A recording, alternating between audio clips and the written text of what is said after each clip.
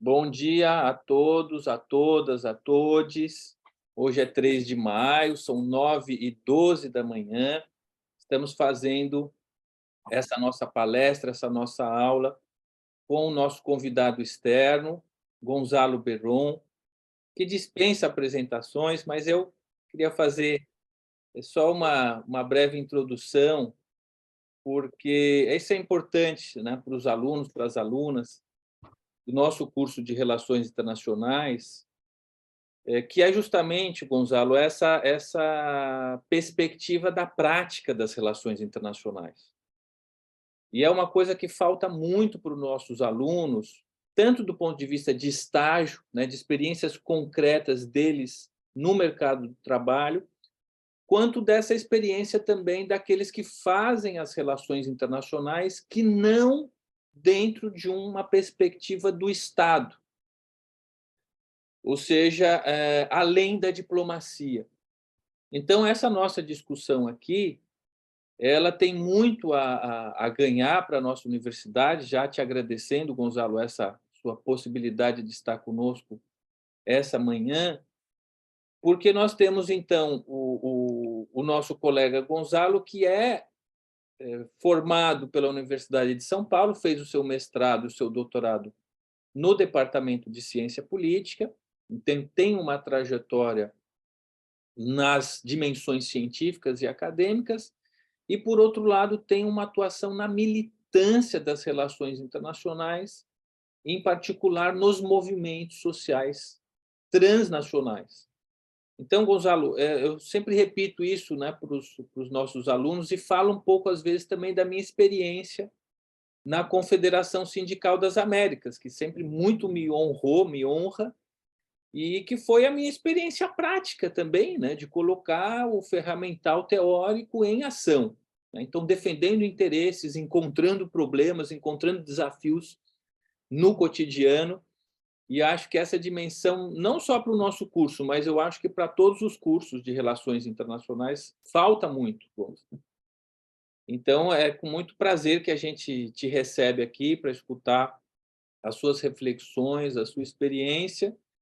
E aí, gente, só para ainda nessa introdução aqui, menos ortodoxa, eu trabalhei lado a lado do Gonzalo, né? Quando eu estava nessa Confederação Sindical das Américas, ele secretariava a Aliança Social Continental, que ele vai falar um pouco aqui, que era uma organização que reunia movimentos, ONGs, militância, desde o Canadá até a Argentina, com o objetivo, né, principal de combater a ALCA naquele momento. E eu trabalhava no movimento sindical, né, que tem uma certa, né, importância internacional da reunião dos trabalhadores, etc. Mas, naquela época, e eu acho que ainda é assim, né, Gonzalo, não tem uma diversidade como tinha a Aliança Social Continental. Então, eu ficava sempre que o Gonzalo fazia as reuniões da Aliança, eu ficava de boca aberta, né, porque vinha gente de todos os lugares, né, do continente, às vezes até fora, né, do continente americano, com uma representação, né, de indígenas, do movimento negro, de direitos humanos, das mulheres. Então, de fato, é uma coisa que eu sempre ressalto, né, algo muito valioso, e então agradecer essa sua possibilidade de estar conosco aqui, Gonzalo, e não sei se Felipe quer comentar alguma coisa, senão já passo a palavra para ti. Obrigado, Gonza. Ok. Bom dia a todas e todos. Em, Obrigado, Carlos, pelo convite, Felipe, e obrigado pela oportunidade de compartilhar com vocês algumas coisas da minha experiência daquela época, sobretudo, mas também aproveitando essa entrada que você fez. Eu vou falar do que um pouco acontece hoje em relação aos movimentos sociais na arena transnacional, né? Que é um pouco o tema que eu trabalhei no meu doutorado e que eu participei ativamente, né? Eh, eu sou da Argentina, né? Faz alguns anos já que moro aqui. eu me formei na Universidade Nacional de Rosário, e aí eu fiz o mestrado e doutorado na FFLEG, aqui na Universidade de São Paulo. E eu fiz isso ao mesmo tempo que eu fazia meu trabalho em militância e ativismo na arena internacional, desde no começo a Secretaria de Relações Internacionais da Central Única dos Trabalhadores. Então, quando eu cheguei na central, já tinha muito em andamento, e eu tinha sido um momento em que a Secretaria Executiva tinha vindo dessa Aliança Social Continental, tinha vindo para CUT. Então, ao mesmo tempo que eu peguei o bonde andando, eu peguei o bonde na melhor parte, porque foi no processo de estruturação geral da chamada luta contra a AUCA, que era o que mobilizava, que eu vou tentar trazer aqui, e que culminou de algum jeito em 2005, ou seja, que eu tive esses anos de glória, que culminarán com uma vitória inédita, né, no sentido do movimento social na arena internacional, etc. Então, para narrar um pouco o que o nosso trabalho, de que nós estamos falando, eu vou começar uma breve nota sobre o livre comércio, né? Porque é isso, em definitiva, o contexto histórico, né, vamos dizer, onde se desenvolve essa ação da sociedade civil. Como vocês sabem, depois da Guerra Fria, sobretudo aqui na América Latina, os Estados Unidos se moveu várias estratégias, algumas delas incluíram a criação de áreas de livre comércio, mas esse era estruturado fundamentalmente pelo conflito da Guerra Fria, né? Então, não tinha a lógica do comércio em si, mas tinha a lógica de manter, né, a América Latina alinhada com o Ocidente e não com o bloco soviético, o socialista, se você quiser. Então, a Aliança para as Américas, todo esse tipo de coisas, de políticas, que foram implementadas, sobretudo na década dos anos 60, finalzinhos dos 50, tinha alguns componentes econômicos, mas eram menores que os de natureza política. Inclusive tinha uma proposta de ter uma área de livre comércio das Américas, que tinha outro nome naquela época, mas que no começo dos 70 acabou. Eh, a nova onda do livre comércio, vamos chamar assim, é uma onda que já é velha, obviamente, tem 40 anos, mas começa na década dos anos 80. São novos acordos de comércio entre países que permitiam ou estabeleciam uma série de regras, mas sobretudo o que fazia era permitir um comércio mais, mais libre, ou seja, são acordos de livre comércio, FTA se chama, Free Trade Agreement, ¿no? Em inglês. E o primeiro dessa onda, desse novo formato de acordos, é um acordo que os Estados Unidos negocia com o Israel no ano 85. Esse foi o primeiro. E por que é importante? Porque esse acordo vai formatar, ou vai ser o primeiro de uma onda que irá se consolidar com o chamado fim da Guerra Fria, né? Então, em 85 você tem esse acordo. Na sequência, você tem um acordo, a negociação de um acordo entre Estados Unidos e Canadá. No ano 90 começa a negociação de um acordo para o Telecán, como falam os mexicanos, Tratado de Livre Comércio da América do Norte, o NAFTA, na definição, um nome em inglês, North American Free Trade Agreement. E depois, no comecinho dos anos 90, tem a iniciativa da AUCA, da Área do Livre Comércio das Américas, e das cúpulas das Américas e tal. Era, como falei, um contexto novo, porque aí era um mundo unipolar, não? Ou seja, da hegemonia neoliberal y la globalización neoliberal americana, y era, esa onda de libre comercio se intensifica, ¿no? Al mismo tiempo que los Estados Unidos comienza o intensifica esa onda con un programa para América Latina y el Caribe, ¿no? Que era eh, o a AUCA. Também a Europa começa a se preocupar por essas coisas e começa a propor também uma série de negociações de acordo. Eles os chamavam de outro jeito, eles chamavam os acordos de associação. Então, no caso das Américas, da América Latina, estabelecem vários acordos de associação com blocos, porque essa era a característica dos, das propostas europeias. Então, assim como agora tem esse acordo com o Mercosul, que começou a ser negociado naquela época e que agora parece que finalmente vão fechar, não fecha, estamos nessa coisa ainda. Eles também propuseram acordos com a Comunidade Andina de Nações, com o Sistema de Integração da América Central e propuseram também uma série de acordos com o Caribe, como uma região com a qual eles têm uma relação muito mais tutelar e colonial do que com as outras regiões, né? Ao mesmo tempo que você tem essa tendência, você vai ter também a transformação do GATT, que era o acordo sobre impostos, né, global, na OMC, né? Então, você tem essas várias frentes, né? Você tem a frente da AUCA, você tem a frente geral da OMC e você tem a frente geral dos acordos com a União Europeia.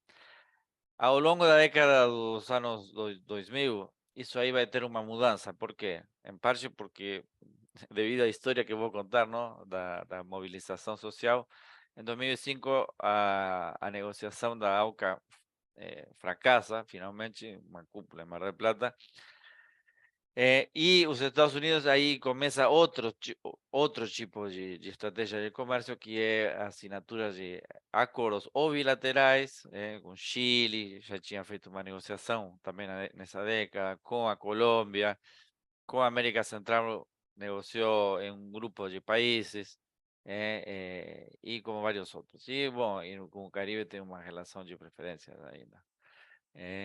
Tentou negociar algum acordo com o Mercosul, mas isso foi bloqueado logo de cara. Mas então, esse é o contexto geral. Estava acontecendo isso na história recente o que vai se configurar como a globalização neoliberal. As companhias procuravam ter acesso a novo mercado de forma mais facilitada e tal, e com regras mais claras para eles, não? Que se chama a segurança jurídica, né? A proteção dos investimentos e tal.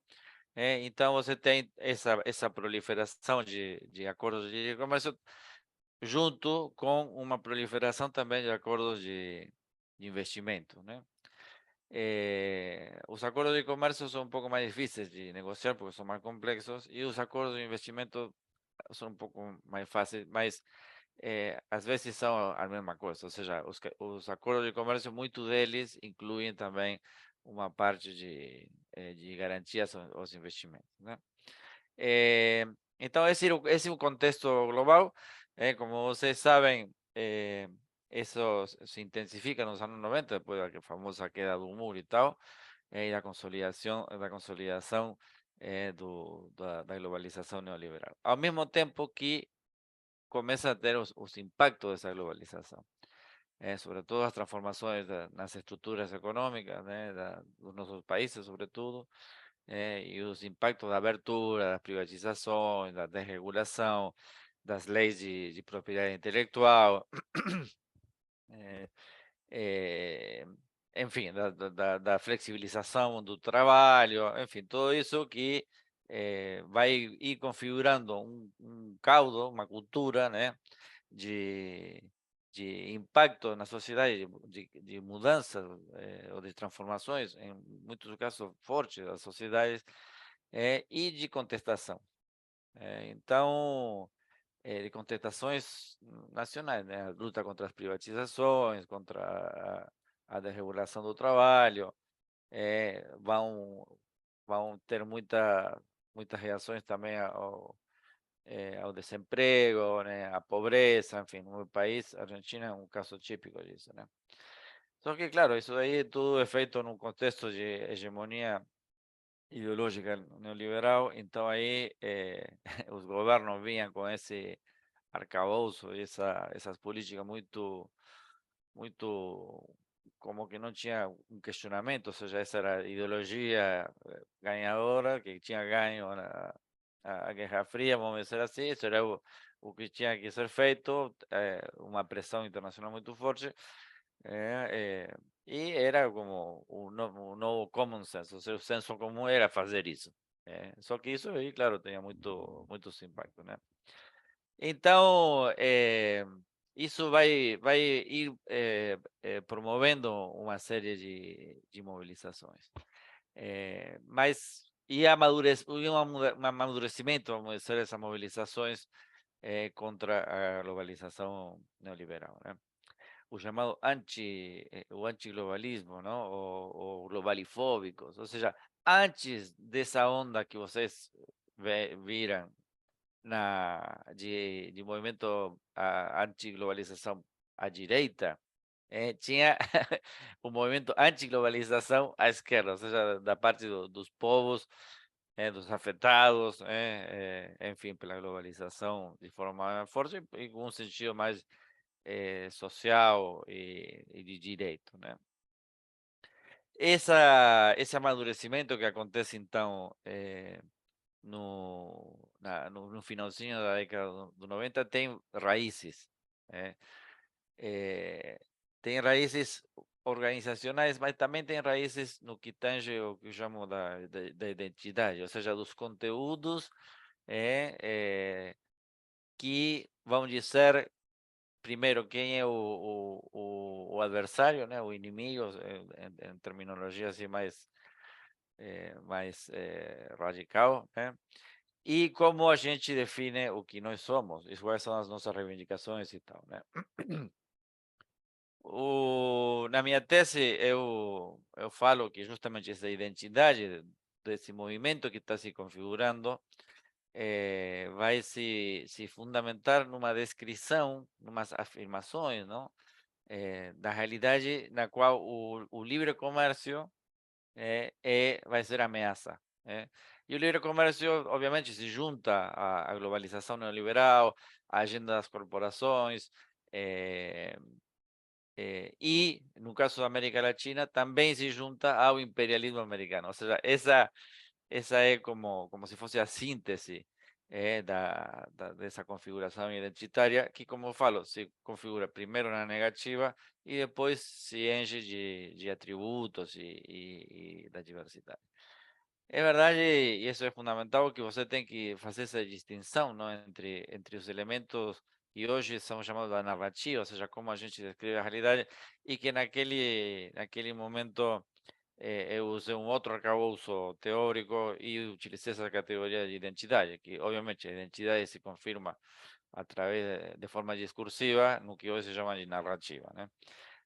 Que é como você descreve o inimigo, como você descreve a realidade e como você se descreve a si mesmo.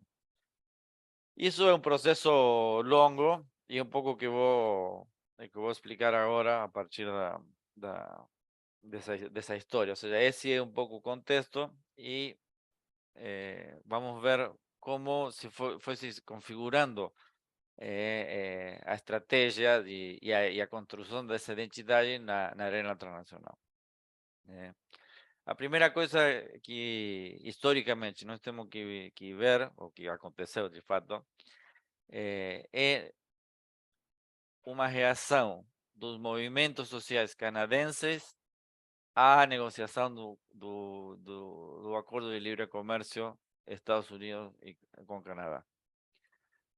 Esse momento seminal, ou seja, é um momento no qual, pela primeira vez, os movimentos, as organizações sociais, a sociedade civil, vai dizer alguma coisa sobre o livre comércio.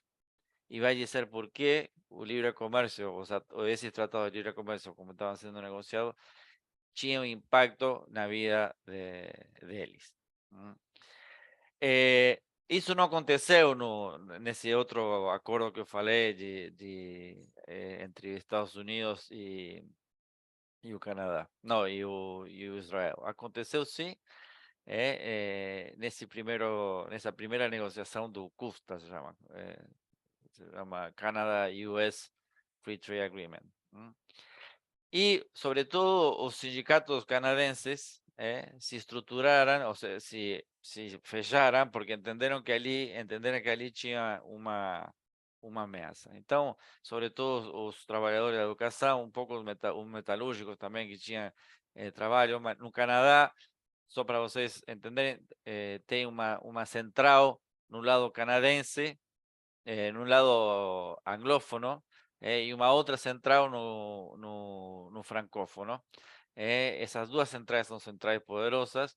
Começaram então a fazer um diagnóstico sobre o que estava sendo colocado em jogo e, junto com outras organizações da sociedade civil, começaram a fazer esse diagnóstico e a criar o que vai ser logo depois um formato da ação coletiva específica para o enfrentamento dos acordos de livre comércio, que é uma rede multissetorial. Então, se chamava Canada Action Network, nos idos dos anos 90. A Canada Action Network era uma mistura dos sindicatos com uma série de organizações da sociedade civil. No caso do Canadá, mantiveram essa divisão entre os francófonos e os anglófonos. O Canadá anglófono é muito mais forte, mas o outro era um pouco mais radical, então fazia como se fosse uma compensação no ativismo dele. E então criam esse formato que é a Canada Action Network, que é o formato que depois vamos ver se estende como exemplo de ação coletiva ao longo do que será, mais para frente, isso eu vou contar agora, a Organização Continental de Luta contra a Água. Então, esse primeiro formato, os canadenses, configurou a ação, ou seja, qual é o tipo de ação que as organizações sociais, os sindicatos entre elas, tinham que fazer em relação a essa negociação de um acordo que era enxergada como uma ameaça. O que eles tinham que fazer, que enxergaram como um jeito de ganhar força, primeiro fazer um diagnóstico claro e propor isso para a sociedade e dizer, olha, tem que tomar cuidado porque esse acordo vai diminuir os direitos dos trabalhadores e das trabalhadoras canadenses. Tem que tomar cuidado porque as proteções aos investimentos vão proteger os investimentos e não a natureza, ou vão proteger os investimentos e não a saúde. Ou vão proteger os investimentos em áreas com impacto nas populações indígenas. Essa é a configuração narrativa. Então, o inimigo quem? O inimigo é o acordo de livre comércio com os Estados Unidos. E aí você vai, né? É o acordo e é as pessoas que promovem esse acordo. Então, é o governo canadense, com os parlamentares canadenses que apoiam isso, e o governo americano, tá. E aí você vai configurando tudo, porque aí então, como é feita essa negociação? Essa negociação é feita através de cúpulas ou de reuniões ministeriais, ou de reuniões de negociação de uma semana, 5 dias, 3 dias. Aonde elas ocorrem? Elas ocorrem em Ottawa, ou em Washington, ou em Chicago, ou em Quebec. Então, o que a gente faz para questionar isso? Faz uma ação de juntar, por isso que inventaram as redes, de juntar do lado da sociedade civil, mais poder seria, vamos ler nesse, o mais volume de mobilização. E para fazer isso, não é só mobilizar os sindicatos e as centrais, sino mobilizar os sindicatos centrais e essa outra parte da sociedade civil. Uma vez que você montou esse espaço, que você ganha amplitude na sua voz e poder de barganha e tal, e eh, você se deixa ouvir mais, se faz ouvir mais pela sociedade e constrange o governo, você manifesta, você acompanha o processo de negociação, critica, se posiciona, se mobiliza e tal. Isso foi o que fizeram os canadenses. Mas, como as negociações acontecem em dois, mínimo dois países, quando os canadenses tiveram que ir para discutir ou para acompanhar a negociação ou para protestar contra essa negociação nos Estados Unidos, eles procuraram as contrapartes. E quem são as contrapartes? As contrapartes são, sobretudo, os sindicatos, porque já existiam acordos e relações entre os sindicatos de um e outro lado da fronteira, procuraram outras organizações da sociedade civil, que talvez eles já tinham algum contato prévio, foram lá, mostraram o tipo de organização que eles, como eles tinham resolvido o problema, de dar conta de uma negociação que era complexa por todos os temas, através da geração de alianças. Então, esse modelo de aliança multissetorial do Canadá, que foi colocado, ou exhibido, ou mostrado, ou conversado com as organizações americanas que também tinham essa natureza, promoveu que a adoção, vamos dizer, dessa estratégia também nos Estados Unidos.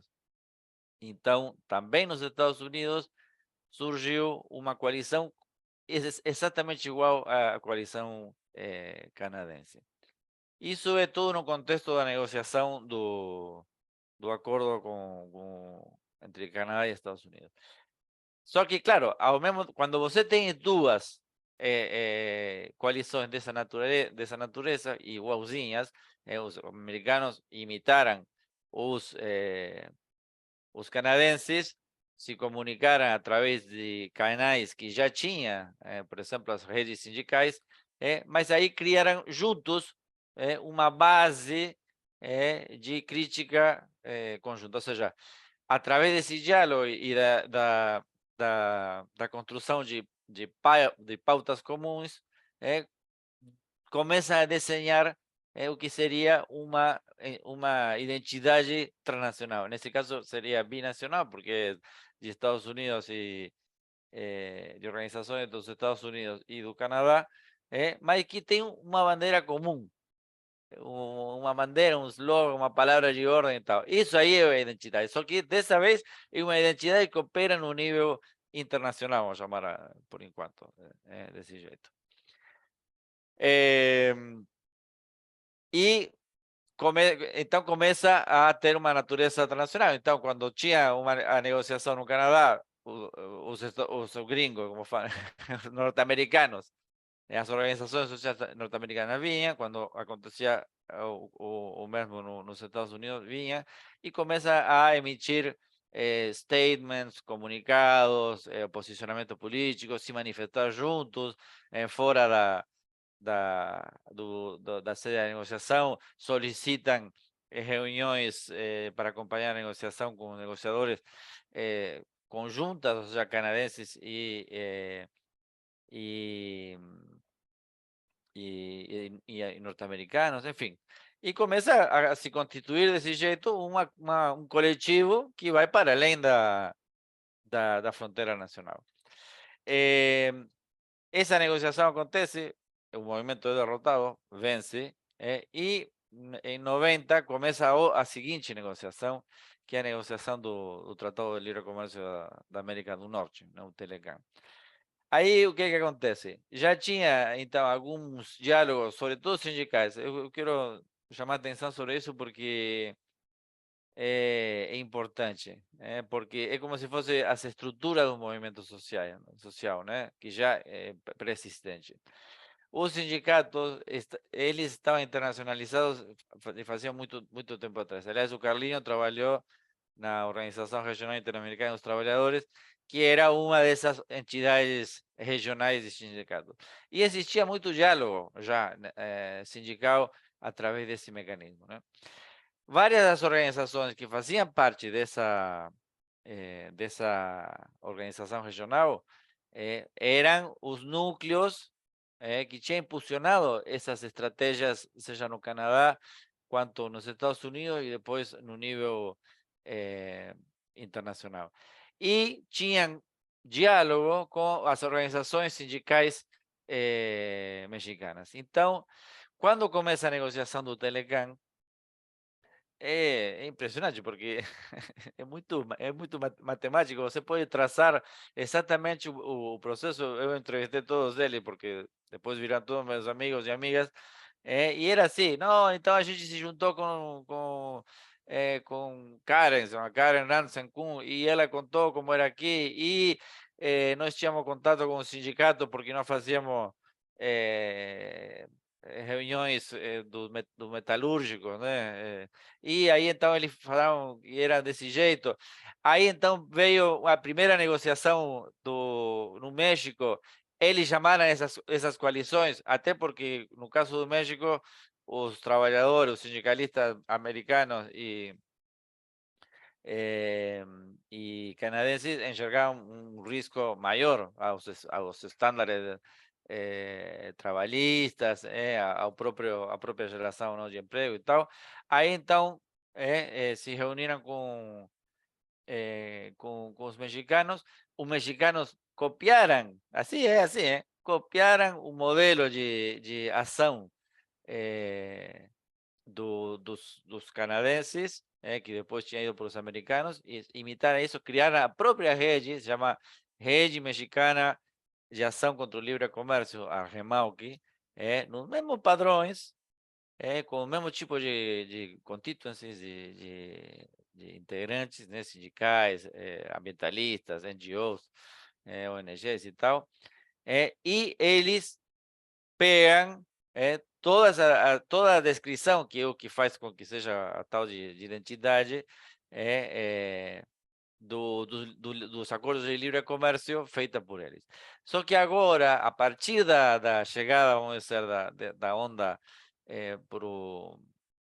dessa onda do livre comércio para os países em desenvolvimento latino-americanos, aí a identidade começa a se configurar de um outro jeito. Por quê? Porque incorpora primeiro a elementos que tangem a assimetria do desenvolvimento. Então, com economias mais frágeis, mais primárias, menos desenvolvidas e tal, os impactos sobre a sociedade eram muito mais fortes, e isso deveria ser incorporado, e é o que os mexicanos começam a fazer, a incorporar a essa identidade que vai se transformando agora com esse elemento de um país, das organizações sociais de um país mais pobre, em desenvolvimento e tal, acrescentam elementos novos a essa identidade, mas pegando fundamentalmente as primeiras coisas, primeiras formulações ou elaborações que os americanos e os canadenses fizeram. Então aí se configura um espaço transnacional novo, incorporando o México, e na sequência, essa é uma negociação que também eles perdem, eles ganham alguma coisa, vamos dizer assim, que são dois acordos complementares sobre questões sociais e um acordo sobre a questão ambiental, que de fato depois nunca funcionaram, mas eles, pelo menos Clinton, que era o governo que empurrava essas negociações, concedeu a eles, né? E com isso aí calou, vamos dizer, um pouco, abaixou um pouco o tom da crítica dos sindicalistas sobretudo norte-americanos, que sempre foram democratas, e, bom, aí, mais ou menos, ou seja, em termos de barganha, eles ganharam isso, que não foi muito, obviamente, mas que foi o que foi. Na sequência, os Estados Unidos lança uma ofensiva, vamos dizer, sobre que se chamava, não era Aliança para Aliança para das Américas, não, estou confundido agora porque os nomes são meio parecidos com a que lançaram nos anos 60, era Iniciativa para as Américas, não lembro muito bem agora. Era Iniciativa para as Américas, era uma coisa assim, Eu que acho que é juntar, que era juntar todos os países das Américas, desde Ushuaia, ele fala de Ushuaia até Alasca, em um espaço só. E, junto com isso, eles criam um mecanismo que se chama de Cúpulas das Américas, que acontecia a cada 2 ou 3 anos, e a área de livre comércio das Américas. Né? Então, o que aconteceu depois é bastante simples. E isso aí, eu trabalhava na CUT e o Carlos trabalhou com uma das pessoas que foram chaves. Essas duas pessoas que vou mencionar agora foram chaves. Uma era o secretário de Políticas Sociais e Desenvolvimento da Organização Regional Interamericana dos Trabalhadores, o Víctor Baez, que depois virá a ser o secretário-geral dessa organização. Mas o Víctor, ele tinha testemunhado tudo isso. Ele tinha testemunhado como se organizaram os americanos, como se organizaram os canadenses, como tinham se organizado os mexicanos. E quando começou a ter as conversas da negociação da AUCA, ele falou, nós temos que... Ele chamava atenção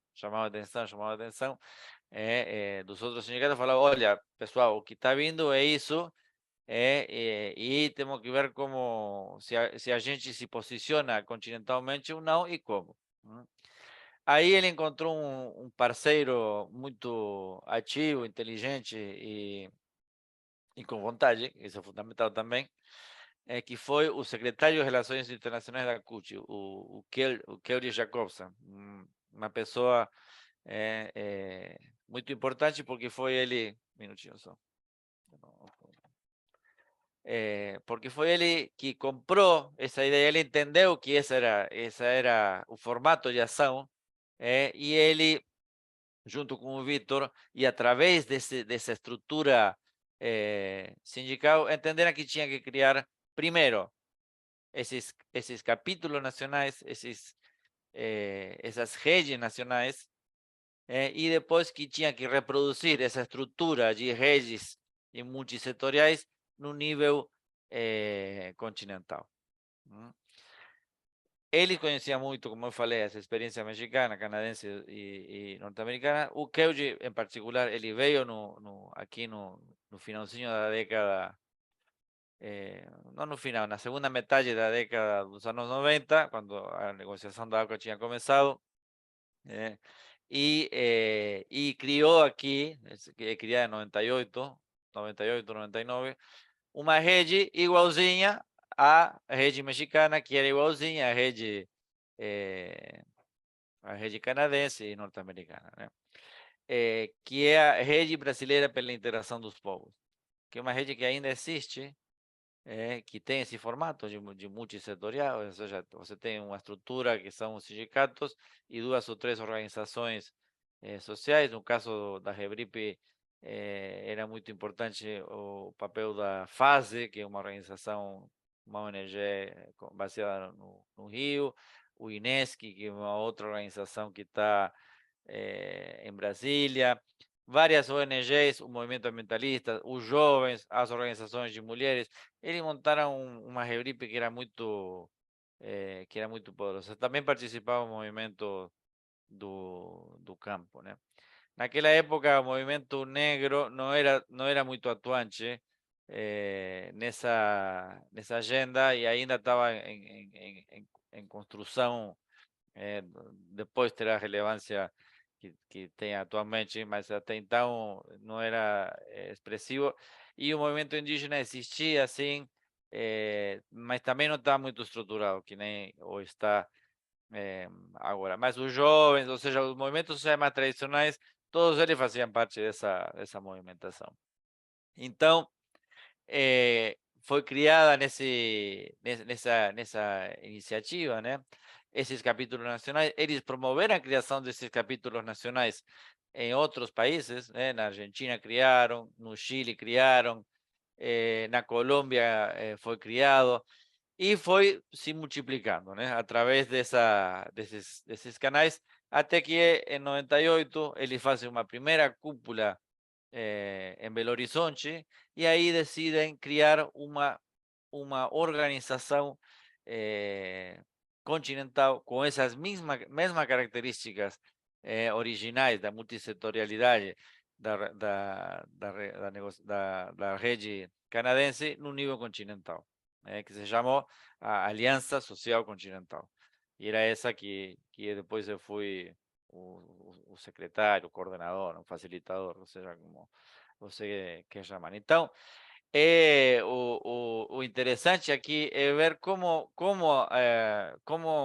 essa trajetória de construção de uma estratégia de ação e de uma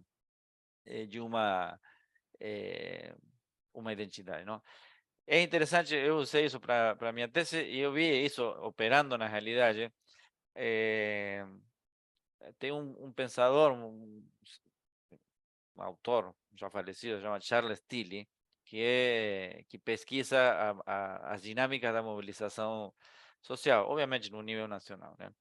Então ele elabora duas coisas que são muito úteis, que é, por um lado, o ciclo de mobilização, ou seja, que a mobilização ela surge, cresce e amadurece quando muda a realidade, porque vamos dizer, isso é parte da história, né? E de algum jeito a gente vê um ciclo aqui, né, nessa mobilização contra o livre comércio. Mas em termos práticos e analíticos, empíricos, o que é interessante é outra coisa, que ele chama dos repertórios epocais, né? O que são os repertórios epocais? Os repertórios são uma série de ações, de modelos de ação, que os atores vão inventando, vão dando certo, e na medida que eles vão dando certo, eles são replicados, imitados. E aqui é impressionante, porque você vê nitidamente quando no começo desse ciclo, e por isso que eu sempre volto para os canadenses inventam ações ou formatos de organização e de ação que depois vão ser imitados e vão ser replicados, porque são um repertório que está disponível para a sociedade civil, vamos dizer, se organizar e se estruturar e levar adiante esse tipo de ações.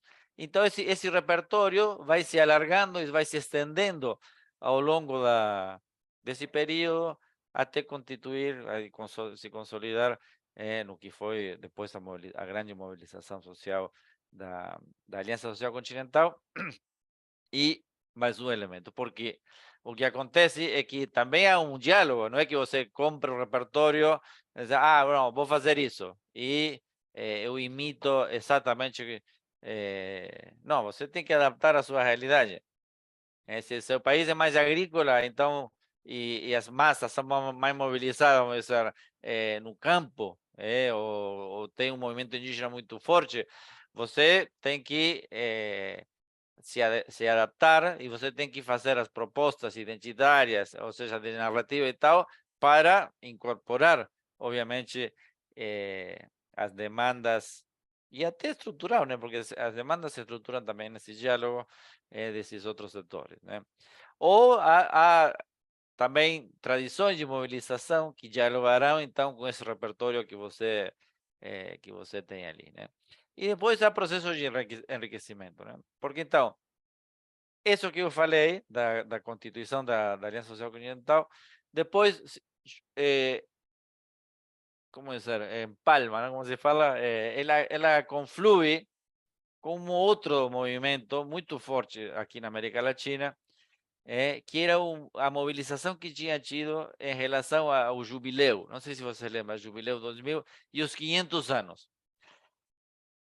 Essas outras mobilizações que já aconteciam na América Latina em relação aos 500 anos da chegada do Colón, né? Da conquista das Américas, como ele chama, ele faz uma releitura, obviamente, desde o movimento social, camponês e tal, muito mais forte, anticapitalista, anti-imperialista, né? E que junta também uma outra série de atores, por outros motivos. Isso se junta também à mobilização do Jubileu 2000, que é uma mobilização contra a dívida externa. Vocês têm que lembrar que aqui na América Latina tinha muito movimento vinculado à igreja progressista, em alguns lugares, na maioria, com uma parte da igreja progressista, vinculada aos movimentos sociais, às expressões das diversas esquerdas também. E isso aí era como se fosse uma outra corrente, né? Uma outra fluxo de mobilização social que empalma, ou seja, conflui com a mobilização social contra a UCA e se constituem uma coisa só, mas ao mesmo tempo muito mais rica, né? Então, existem sim vão existir sim esse formato de redes, mas também em alguns lugares vai adotar nome de comitês de luta contra a AUCA, se chama. Comitê, sim, comitê de luta, era comitê da campanha de luta contra a AUCA. Que junta essa outra tradição de mobilização mais latino-americana e mais anti-imperialista. Porque então, como a AUCA era proposta dos Estados Unidos, rapidamente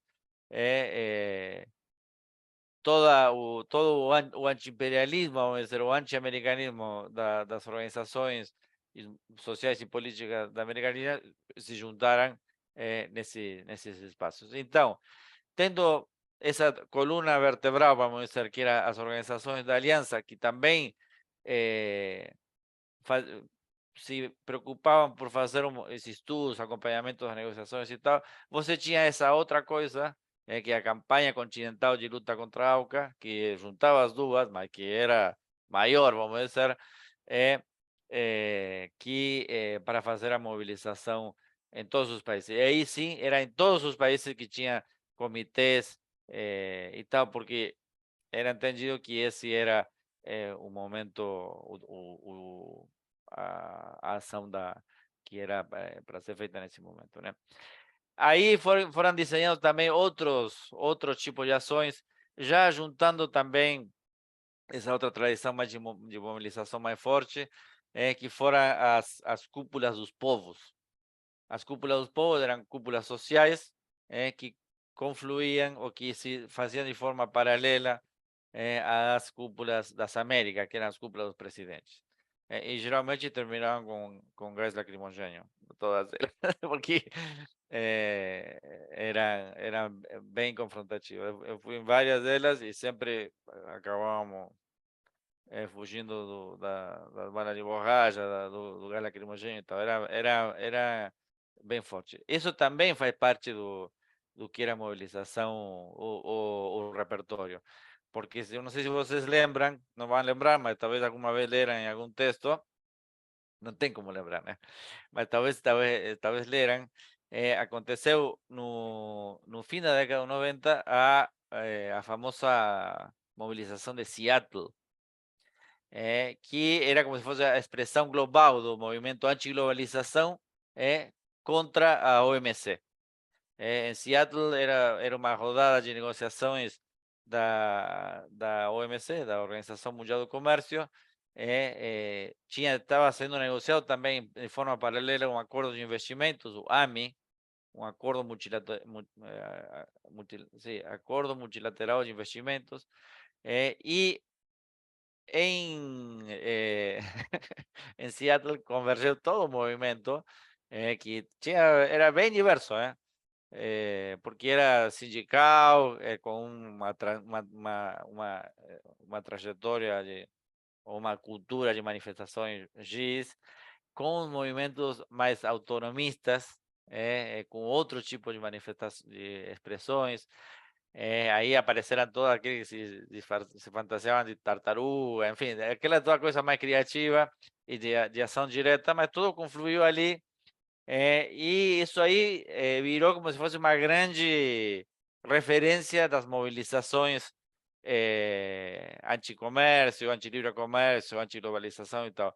Então, de algum jeito, essa cúpula dos povos dialogava também com esse formato e se inspirava também nesse formato. E nós fazíamos essas cúpulas de forma a acompanhar as negociações dos presidentes, que aí era eles que avançavam ou não avançavam definitivamente nas negociações da AUCA, ou nas ministeriais. E fizemos um monte.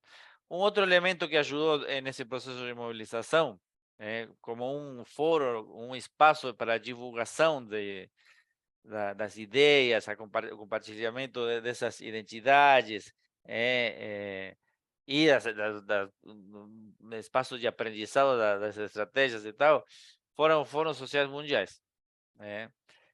Porque nesses fóruns, várias das coisas que aconteciam e que não todo mundo conseguia acompanhar eram cristalizadas. Então, ali você tinha a campanha contra a AUCA, fazia as suas atividades, a Via Campesina, que é um movimento transnacional de camponês, fazia as suas atividades, a CLOC, que é a versão latino-americana. Então, aí você via tudo e aprendia, compartilhava, e nesse sentido foram espaços muito diálogo, compartilhamento e aprendizado. E, claro, influenciou esse processo de mobilização. Enfim, esse processo, e com isso vou ir concluindo. Esse processo, para depois a gente conversar, esse processo então, configurado com esses elementos que eu falei, as redes nacionais, as cúpulas dos povos, as articulações transnacionais, os dois movimentos, um mais estruturado, mais organizadinho, que era o que eu facilitava, e o outro mais de mobilização, começa a se incorporar também muitas expressões políticas das esquerdas, e um elemento que é interessante de compartilhar com vocês, como parte da história, né? Claro, quando isso é um pouco louco, né? Eu vou contar. Quando o Fidel Castro, que ainda estava na ativa, enxergou uma dessas cúpulas que aconteceu no Quebec, a cúpula de Quebec é um pouquinho antes de Seattle, ou um pouquinho depois, da de Seattle. Ele entendeu que ali estava acontecendo alguma coisa e que era depois do fim da Guerra Fria, eu acho que ele enxergou, ele nunca falou isso para nós, mas que ele enxergou que aquilo tinha um potencial de ser um espaço de mobilização, de contestação no nível continental. Então, ele entrou em contato com as expressões, ele mandou todas as organizações sindicais e sociais cubanas a se envolverem com a mobilização continental. Então, isso aí era para nós era muito importante, porque os cubanos tinham como uma autoridade moral nas esquerdas de mobilização, e eles participavam de forma muito ativa em todas as discussões, mas o que o Fidel fez foi chamar todo mundo uma vez ao ano para os encontros, chamavam Encontros Hemisféricos de Luta contra a AUCA. E era de forma anual uma peregrinação de todos os que fazíamos a luta contra a AUCA na América Latina toda, inclusive tinha alguns americanos os canadenses chegavam mais do que os americanos, porque eles tinham dificuldade ainda. E nós tínhamos 5 dias no qual eles colocavam principal auditório que eles têm em Havana à disposição das deliberações, e as pessoas se pagavam a passagem, obviamente, e estadia. E durante 5 dias a gente discutia todas as nossas estratégias para derrotar o imperialismo americano, a AUCA, etc, etc. E isso aconteceu mínimo 5 ou 6 anos naquela época. E isso aí, para concluir, é uma história de sucesso, se condensa em 2005. Em 2005, depois de vários anos de mobilização, campanha e tal, se realiza uma cúpula das Américas, ou seja, dos presidentes, em Mar del Plata, aqui na Argentina, junto com uma cúpula paralela, e aí é que finalmente a AUCA acaba, né? Interrompida a negociação da AUCA e depois finalmente abandonada, largada. Mas aí é importante, isso aí eu sempre falo que, primeiro que eu acho que a mobilização social com a mobilização política vão juntas sempre. Até porque, até porque, até porque uma se nutre da outra e as duas se necessitam, né? Mas aí então o que aconteceu? Nesse processo aconteceram outras coisas, né? Um dos mandatos, esse é bem interessante, um dos mandatos da campanha era fazer plebiscitos nacionais. Tinha tido uma experiência positiva, isso sempre voltando à questão dos repertórios, que ele tinha sido o plebiscito da dívida. Então, o Jubileu, que é uma organização de origem religiosa, né, católica, se juntou a muitos se juntaram nessa campanha do Jubileu 2000, e, entre outras coisas, fizeram um plebiscito sobre a dívida, se os países queriam ou não pagar a dívida, não lembro quais eram as perguntas. Só que isso aí foi um sucesso, que mobilizou milhões de pessoas em vários países. Então, a campanha contra a AUCA adotou essa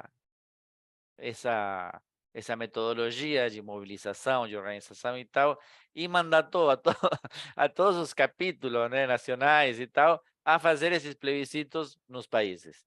Então, durante 2 ou 3 anos, 2 anos, fundamentalmente, foram feitos esses plebiscitos populares.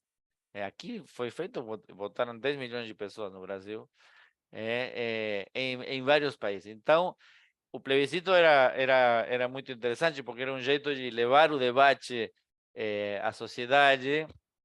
Você tem que fazer o esforço de decodificar uma negociação de um acordo em demandas e ameaças concretas para conseguir explicar para as pessoas. E foi fundamental. Então, foram feitos plebiscitos em mínimo 10 países da região. Obviamente, os americanos fizeram de um jeito, os canadenses eu acho que não fizeram, os mexicanos fizeram, vários países da América Central fizeram, na Colômbia foi feito, Argentina, enfim, vários lugares que fizeram essas consultas também como forma de ferramenta. No caso do Brasil, foi feito.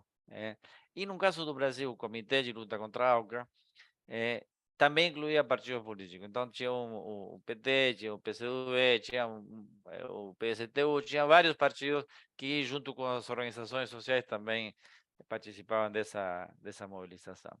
O que quero dizer com isso é que depois foi no ano em que depois o PT ganhou as eleições, e o PT não tinha como, entende? Não tinha como abdicar de todo eso que tinha acumulado na luta contra a ABA, que é o livre comércio. E foi desse jeito que chegou ao governo com outra posição, imbuído, influenciado por esse acúmulo de mobilização social que tinha tido. E a mesma coisa aconteceu em vários países, né?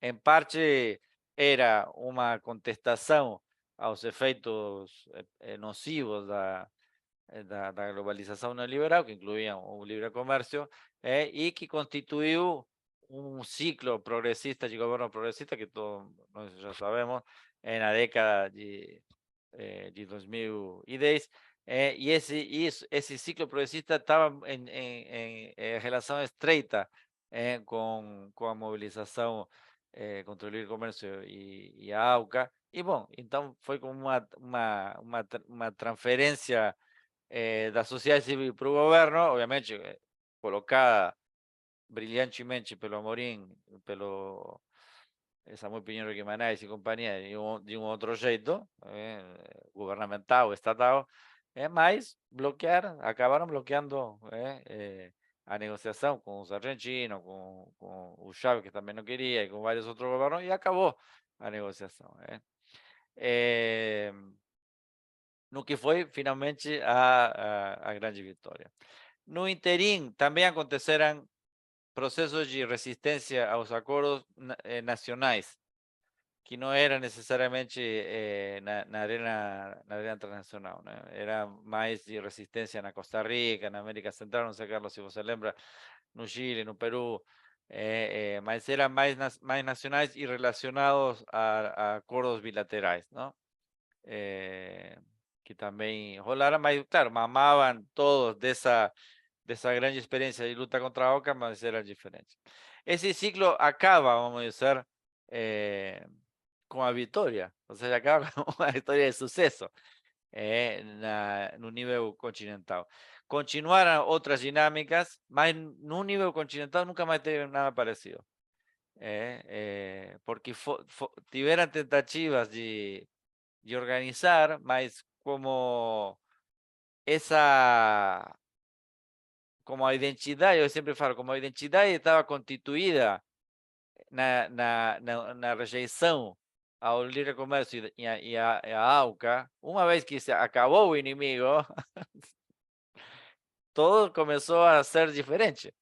Então, mesmo que tivesse outros acordos de comércio, eram acordos de comércio que não envolviam todos os países da região. Então, essa mobilização continental se desconfigurou e não avançou e desapareceu. E até o dia de hoje não teve mais nada que reemplaçou. Teve algumas coisas que pela interação dos povos, teve algumas coisas em relação eh, a ALBA, tem um movimento da ALBA que era sobretudo essa vertente mais dos 500 anos, do jubileu e tal, e o MST e a Via Campesina, fundamentalmente nessa linha, mas nada evoluiu do jeito que evoluiu toda essa mobilização continental contra a AUCA. Essa é um pouco a história. O que nos deixa também em situação de nos perguntamos o que acontece hoje na arena transnacional, né? Esse fora um período de muita efervescência, talvez uma substituição do que tinha sido o internacionalismo mais político por um internacionalismo mais social. O fato de ter uma globalização neoliberal tão imperativa, tão propositiva, tão de avanço em cima da nossa sociedade, promoveu essa cultura, como eu falo, de mobilização. Teve muitas derrotas ao mesmo tempo. Isso aí, você sabe que quando você é derrotado, ou você consegue se reestruturar ou você larga. A mobilização contra a OMC também era muito importante nesse momento. A OMC foi se esfarelando, mesmo tendo tido alguns acordos, é uma arena que acabou de ser funcional para os planos do livre comércio, então proliferaram trilhões de acordos bilaterais, birregionais, trilaterais e tal, com uma geografia, uma geometria diversa, mas em termos de mobilização, isso foi um problema. A última grande mobilização contra o comércio se deu na Europa. Por quê? Porque no finalzinho da era Obama, os Estados Unidos propuseram o TTIP, que era Transatlantic Trade partnership, ou seja, era a parceria entre a Europa, os Estados Unidos e o Canadá. E as organizações europeias se mobilizaram um monte contra esse tratado e acabaram bloqueando. Mas eles quase assim. Depois veio o Trump e afundou eles de vez. Mas essa foi a última grande mobilização internacional em relação ao comércio que eu lembro. Ainda há coisas, grupos e redes que acompanham isso, mas são muito poucas. Em relação a essa questão que o Carlos colocou, de qual é a nossa participação, o nosso trabalho, eh, a nossa tarefa,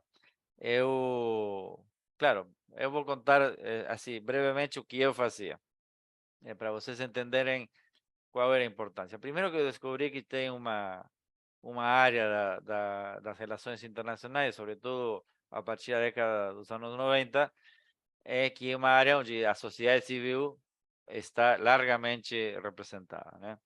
Seja através dos mecanismos oficiais, quanto de outros mecanismos de participação não oficiais, mas quando a sociedade civil percebeu que no nível internacional são decididas coisas que têm impacto na vida delas, ou que impactam nas políticas públicas de algum país e tal, começou a ter mobilizações e ativismo no nível transnacional, né?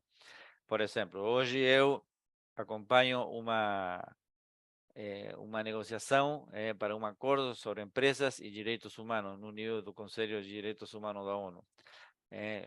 Nós criamos uma campanha e nós criamos depois uma aliança maior. E o nosso trabalho consiste em quê? Em, primeiro, mobilizar. Primeiro, nós juntamos as pessoas, os grupos. Aí criamos uma grande aliança. Tudo isso é trabalho internacional. Você tem que ver quais são as organizações que atuam na área dos direitos humanos, quais são as que atuam na área não sei, ambiental, por exemplo, porque muitos impactos das empresas são na área ambiental. Você costura e vai construindo essas alianças, né? E segundo, você tem um trabalho de acompanhamento das negociações, que é feita na capital, ou seja, aqui em Brasília seria, e no momento da negociação entre os países, que é feito em Genebra uma vez ao ano, durante uma semana. Então você tem que fazer isso, acompanhar, seja o conteúdo da negociação, consolidar o seu posicionamento político em relação a sistemas, em diálogo com outras organizações, fazer advocacy, como eles chamam, ou seja, incidência aqui nos atores nacionais, no Estado, nos agentes do Estado que trabalham nessa negociação ou que tem alguma coisa a perder ou ganhar nessa negociação, e depois você vai lá e opera em cima dos próprios representantes estatais, ou seja, do seu governo, nos próprios e nos outros, ou nos alheios. Ou seja, nós influenciamos, tentamos influenciar a Bolívia, a Colômbia, ou, não sei, a Itália, que também opera ali, ou a União Europeia. E todo esse trabalho é feito por pessoas que nem eu, o Carlinhos e tal, e é na área internacional. Então, de repente, você está em âmbitos, em cúpulas, se reúne com ministro, com o presidente, poucas vezes mais, ou com secretários gerais, com presidente do conselho e tal. É uma coisa que às vezes parece que não é impossível, mas acontece. E você é ouvido, muitas vezes respeitado. Quando você não é respeitado, você reclama, enfim.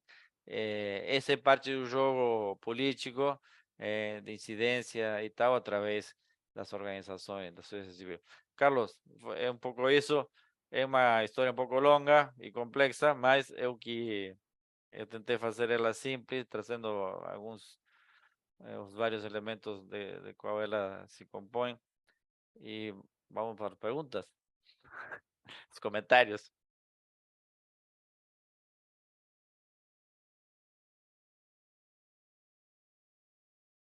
Eu não estou ouvindo nada. Estamos aqui agradecendo, batendo as palmas aqui. Espera aí que eu vou